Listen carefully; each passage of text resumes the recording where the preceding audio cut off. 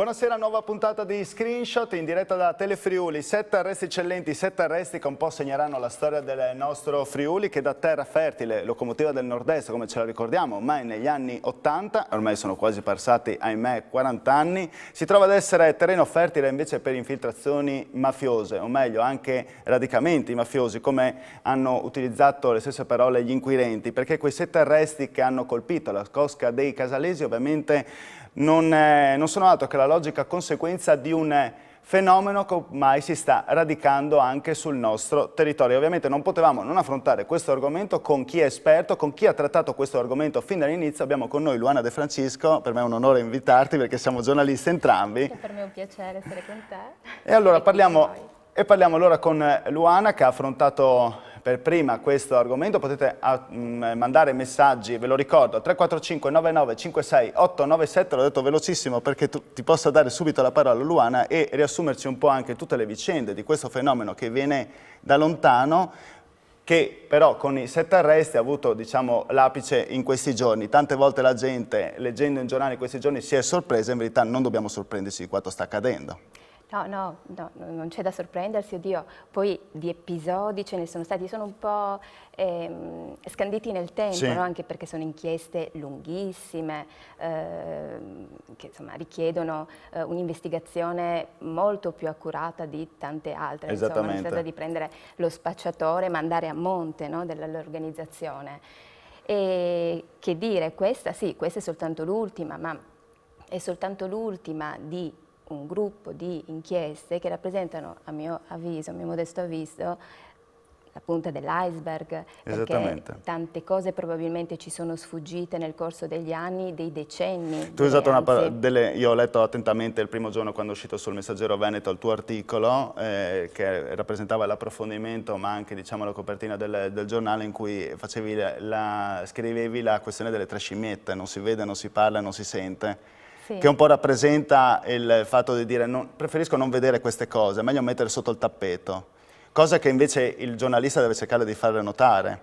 Ma certo, perché se poi del resto, se manca la consapevolezza in un territorio per esempio come il nostro, che è sempre passato per essere un'isola felice, cosa che sotto molti aspetti in effetti ci mancherebbe anche, però ci sono anche altri aspetti che vanno esaminati, vanno approfonditi, ma se manca questa consapevolezza la responsabilità è anche del fatto, cioè non soltanto del singolo cittadino, ma anche di chi non glieli racconta. Sì. Chi non glieli racconta, non intendo dire soltanto la stampa evidentemente, ma anche chi le cose le studia, i fenomeni li studia e li affronta. Probabilmente a monte è mancato per tanto tempo chi questi fenomeni ha voluto aggredirli, scoprirli, svelarli, risvelarli. Tant'è che esiste un osservatorio adesso, no? Se non sbaglio, sì, a livello regionale. È un passo in avanti notevole che è stato compiuto dalla precedente legislatura, sì. Proprio in chiusura, era giugno, è stata votata questa legge, la legge numero 21,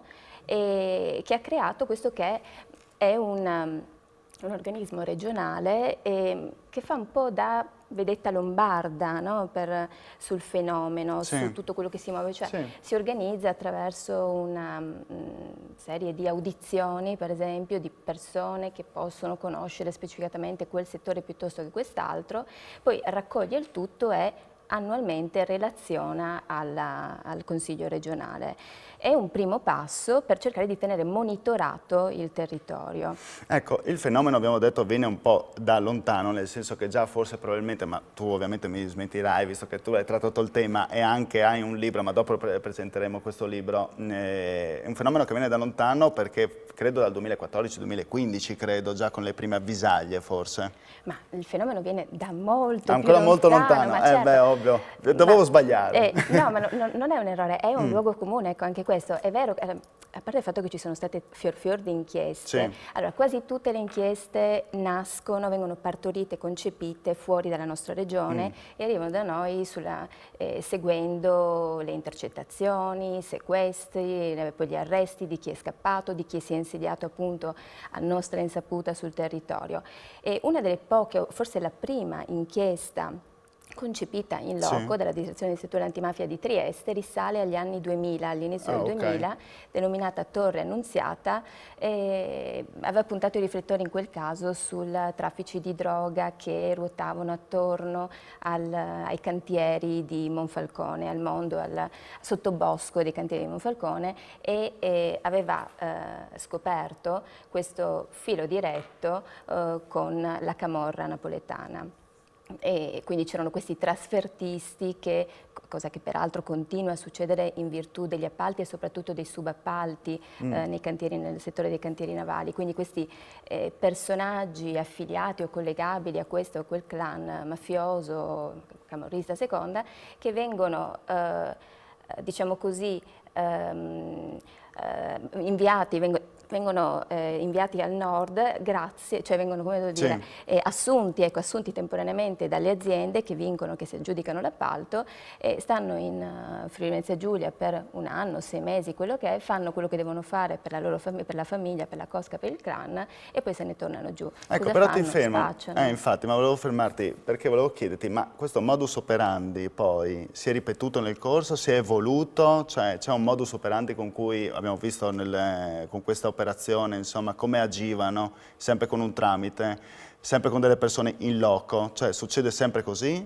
Con dei faccendieri, oppure che può mutare?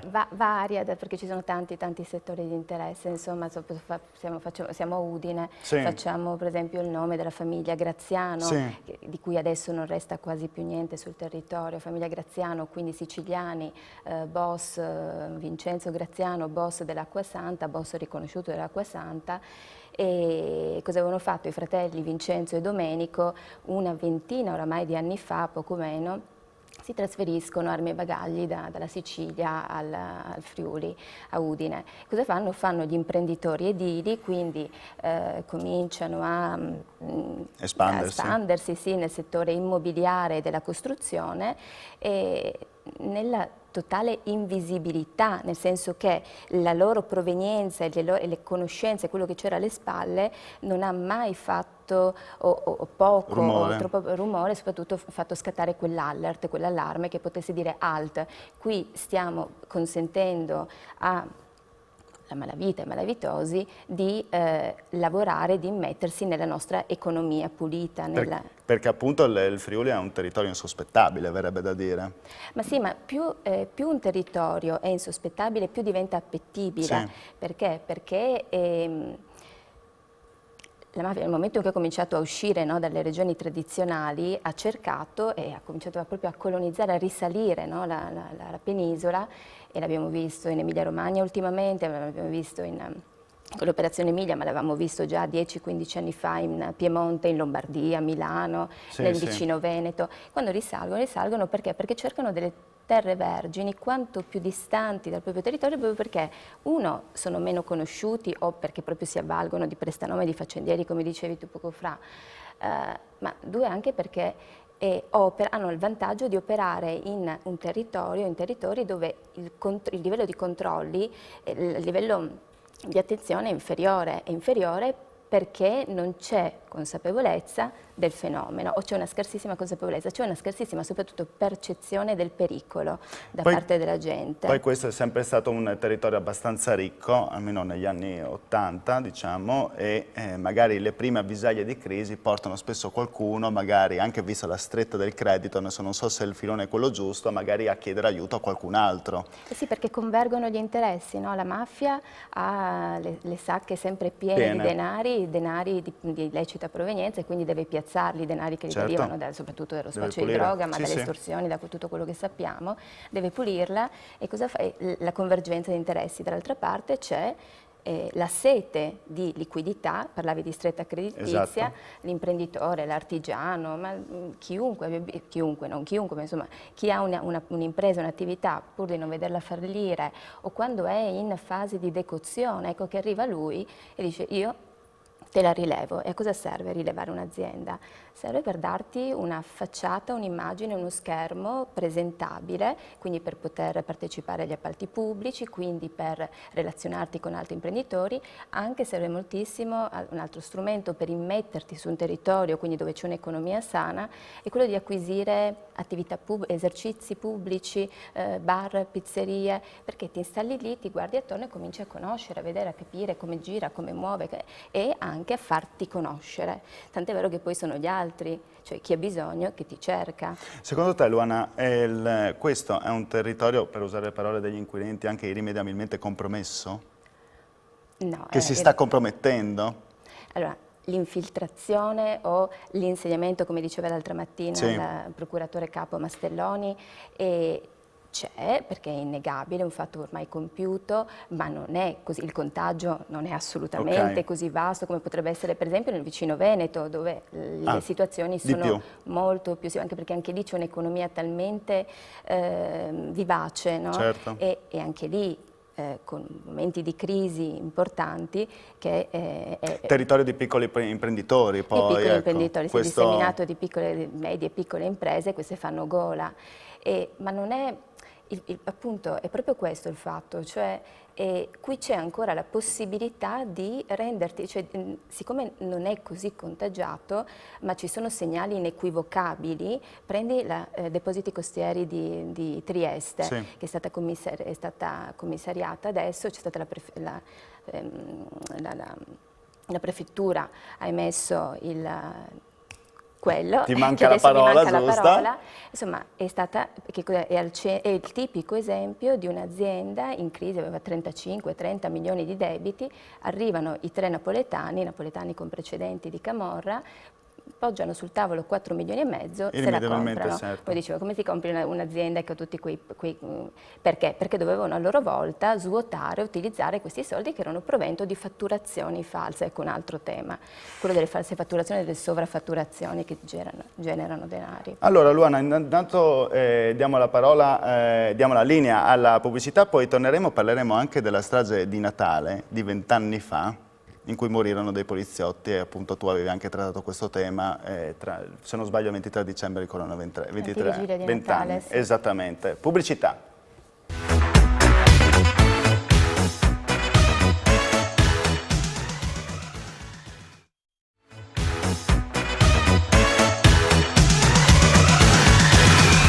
Eccoci tornati in onda con Screenshot. Abbiamo oggi Luana De Francesco, giornalista del Messaggero Veneto, che ha fatto anche un libro a questo proposito. Lo posso pubblicizzare, Luana, insieme a Ugo Dinello e Giampiero Rossi, Mafia Nord-Est. Riuscite a vederlo? Ecco, quanto tempo fa l'avete fatto? Ormai sono 3 anni. 3 anni? Però è attualissimo, e anzi avrebbe bisogno di qualche appendice. Ecco, ne uscirà un altro libro? Ma qualcosa c'è in... Ok, oggi parliamo appunto di quanto è successo questa settimana riguardo all'arresto della cosca dei Casalesi, 7 arresti avvenuti in Friuli Venezia Giulia. Adesso vi mando un servizio preso dal nostro telegiornale, visto che abbiamo il filo diretto con il nostro notiziario, che ricorda la strage 20 anni fa, la strage di Natale in Viale Ungheria. Sentiamo la testimonianza di uno dei familiari di questi poliziotti uccisi. Questo è il berretto di servizio di Guido Zanier, una delle 3 vittime della strage dell'antevigilia del 98. Sono passati 20 anni. Giancarlo Zanier, da quel giorno non si sa ancora chi sono gli esecutori di quella strage. Sì, hai detto bene, purtroppo sono 20 anni che io aspetto giustizia per mio fratello e anche gli altri 2 agenti, perché ricordiamoci che sono morti in 3. Io chiaramente parlo per mio fratello. E mi sa che non verrà neanche mai fatta giustizia, perché per come si sono sviluppate le indagini ci sono state molte lacune appunto nelle indagini stesse. Io posso citare ad esempio, per far capire come sono andate le cose, questo esempio, l'esempio che era stato ipotizzato all'epoca una collusione addirittura di mio fratello con queste persone che sono state imputate appunto di strage. Il fatto che di un assegno di 10 milioni di lire, perché all'epoca c'era ancora la lira, che erano state accreditate sul conto di mio fratello e non è stato andato a vedere, cioè durante la fase investigativa non è stato non sono andati a vedere da chi arrivavano quei 10 milioni. Ecco, chi arrivavano? E infatti i 10 milioni arrivavano dal conto di mia mamma, che glieli aveva dati per l'acquisto di un'autovettura. Ma questo è l'ABC dell'investigazione. Zannier, ci sono morti di Serie A e di Serie B? Sicuramente ci sono i morti di Serie A e di Serie B, e le tante stragi italiane lo dimostrano. Il fatto che 3 servitori dello Stato non abbiano ancora giustizia dopo 20 anni mi fa capire che ci sono i morti di Serie A e di Serie B. Di sicuro questa strage di Natale ce la ricorderemo a vita. 20 anni fa l'antivigilia di Natale in Via Ungheria ha rappresentato, se non sbaglio, Luano un pre e un post in Friuli. Una specie di divisione che non ha mai raggiunto poi una sua giustizia, alla fine nessun colpevole. No, infatti dispiace, no? Poi sentire, certo resta l'amaro, ma a tutti, non soltanto alle vittime, perché è stato qualcosa che ha segnato profondamente il nostro territorio. La parola fine, ciò che ha azzerato completamente tutti questi anni, tutti questi di processi, di udienze, di ricorsi, controricorsi, eccetera, è arrivato nel 2014, quindi ormai sono già passati 4 anni, direi, e con prima la Cassazione che ha azzerato, annullato tutto, imputazioni e imputati, perché si era arrivati a delle condanne. In primo grado con la Corte d'Assise a Udine c'erano state proprio delle condanne per associazione a delinquere di stampo mafioso e con l'appello erano stati inflitti 3 su 4 ergastoli agli albanesi ritenuti gli stragisti latitanti, quindi poi mai più comunque non hanno fatto un giorno di galera dopo la condanna. E poi gli appelli delle difese hanno portato il processo in Cassazione ha annullato tutto e ha ritenuto che quella non fosse mafia. Perché si parlava di mafia? Perché si parlava di un'associazione italo-albanese che gestiva, quindi mafiosa, che gestiva quindi con l'intimidazione, con tutte le caratteristiche, il giro dell'Esquillo, delle prostitute di Borgo Stazione e le strade, le vie limitrofe. Senti Luana, tu tratti spesso... vai spesso in tribunale, insomma, per assistere a processi e tutto. Solo una domanda per sapere, secondo te, se la giustizia in Italia è così farraginosa? Come sembra? Tremendamente, sì, purtroppo sì. Purtroppo non entriamo nel merito di questa, quella riforma, perché però non spetta a noi, ecco. No, infatti, ma giusto per avere un osservatorio da parte di qualcuno che magari... Devo dire che quello che tante volte la gente, i lettori, io vedo anche i commenti che ci sono sul web, sulla quale sbaglio, ciò su cui sbagliano, è prendersela con i giudici e prendersela con gli avvocati. Te la prendi col giudice, cosa c'entra? Il giudice applica una legge, te la devi prendere con il legislatore, con chi hai votato, con chi hai mandato a Roma a legiferare. Se la prendono con gli avvocati, ma gli avvocati fanno il proprio mestiere, difendono anche un omicida, perché ciò che tu devi fare nel momento in cui assumi una difesa è quantomeno, posto che il reato è stato compiuto, quantomeno devi vigilare perché gli sia applicata la giusta sanzione e non a casa, cioè, se non ci fosse un avvocato, bene, il magistrato, il PM chiede 10 anni, ti do 10 anni, e no, magari c'è un attenuante, magari il capo di imputazione va formulato diversamente. Questo quindi, per quanto ci vuole un rispetto delle parti che stanno nel processo, e poi è vero che la modulazione anche delle pene tante volte fa sorridere, se non ridere, insomma. Esattamente, tanta gente poi si è scatenata anche per la questione di Nadia Orlando, se non sbaglio, della ragazza per i domiciliari dati col braccialetto, ecco. E questo in questo caso, insomma, hanno rispettato comunque quello che il legislatore dice. Certo, perché diciamo che anche che il carcere è l'estrema ratio. Cioè, come misura cautelare la dai se sussistono i pericoli, sappiamo il pericolo di inquinamento delle prove, il pericolo di fuga e il pericolo di reiterazione del reato, e lo applichi, il carcere, la misura cautelare in carcere, nel momento in cui non c'è anche un'alternativa più lieve, tipo i domiciliari. Se Mazzega aveva la famiglia che si è resa disponibile, non sussisteva nessuna delle 3 condizioni, aveva una famiglia che si è resa disponibile ad accoglierlo in casa, i giudici hanno semplicemente applicato ciò che il codice prevede con il braccialetto elettronico, in modo tale che tu dici da lì però non ti muovi, certo, che tante volte non va nel buon senso, insomma, di quello che la gente può pensare. Certo, purtroppo perché la pancia della gente dice ma come, è reo confesso, ha ucciso una ragazza e lo lasciamo a casa, mentre invece il poveretto insomma, anche lì non facciamo esempi perché non ci sono poveretti di serie A, poveretti di serie B, però il poveretto sta in carcere, c'è sempre una motivazione a monte. Non solo i giudici ma anche i giornalisti tante volte sono al centro di polemiche, anche di facili querele, no? Immaginiamo nella tua professione. Temerarie, ma io dico anche ridicole tante volte, sì. Secondo te la gente un po' che si è allontanata dal mondo del giornalismo o anche i giornalisti che si sono un po' allontanati dal sentore comune della gente? Mettiamoci un po' nei panni anche... Tante volte siamo oggetto di critiche, i giornalisti sono oggetto di critiche soprattutto sui social. Sì, ma perché i social hanno dato parola e lo scagnozzo per leggere a chiunque, il diritto di parola c'è, ma ognuno ha la propria professione. Noi siamo professionisti del mestiere, ci sono delle regole, le applichiamo e quelle seguiamo. La verità che noi raccontiamo ogni giorno, la verità che non è la verità, è la verità della cronaca, cioè c'è una realtà, così come in tribunale c'è la realtà processuale, poi c'è un'altra realtà che è quella che sta fuori, quella che appartiene ad altre sfere. E noi facciamo cronaca e la facciamo osservando certi criteri deontologici, verificando le fonti 1, 2, 3 volte. Oggi abbiamo scritto, tornando ai Casalesi, abbiamo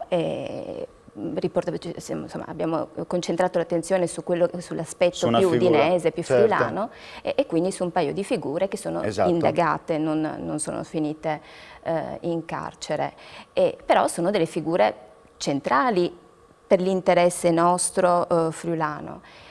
Bene, noi le abbiamo cercate perché c'è un lavoro dietro. C'è un lavoro, ma abbiamo cercato anche proprio di parlare con loro e parlare con i loro difensori. È indispensabile un'attività di questo tipo per essere equilibrati e estremamente rigorosi. Quello che la gente non capisce, non è che non capisca, ci mancherebbe, ma forse non si immagina quanto lavoro ci sia dietro ogni singola riga che viene scritta. Esatto, la tua presenza è stata utile anche appunto per spiegare un po' come funziona questo mondo, perché se l'avessi detto io, insomma, ma almeno... No, nel senso non è che mi sminuisco, ma avessi fatto un monologo probabilmente sarei stato insultato. Saremmo in due quantomeno. No, di piuttosto che mi sono ricordata la parola che prima mi era sfuggita, che è l'interdittiva antimafia. La prefettura aveva messo l'interdittiva antimafia. La pubblicità ha detto il colmo per un giornalista è perdere la parola sostanzialmente. Domani cosa leggeremo sul Messaggero? Questo non lo so perché è ancora presto per noi, no? Naturalmente. Ecco. Le prime pagine si fanno, diciamo, ecco, dopo le 8 cominciano a elaborarsi, poi io non partecipo alla riunione dei capi dei direttori, Casalesi? Ma sui Casalesi no, adesso non ci sono grossissimi aggiornamenti, fuorché il fatto che domani ci sono i primi interrogatori di garanzia a Pordenone, vengono delegati a Pordenone. Perfetto, grazie Luana per essere venuta a trovarci. Grazie a voi. Ci ritroveremo al più presto con altre inchieste. Ce l'hai promesso, forse anche con il prossimo libro di Mafia Nord-Est, capitolo 2. Grazie a tutti, torna la prossima settimana Screenshot, non il mercoledì, perché sarà Santo Stefano, ma il giovedì. Grazie, arrivederci.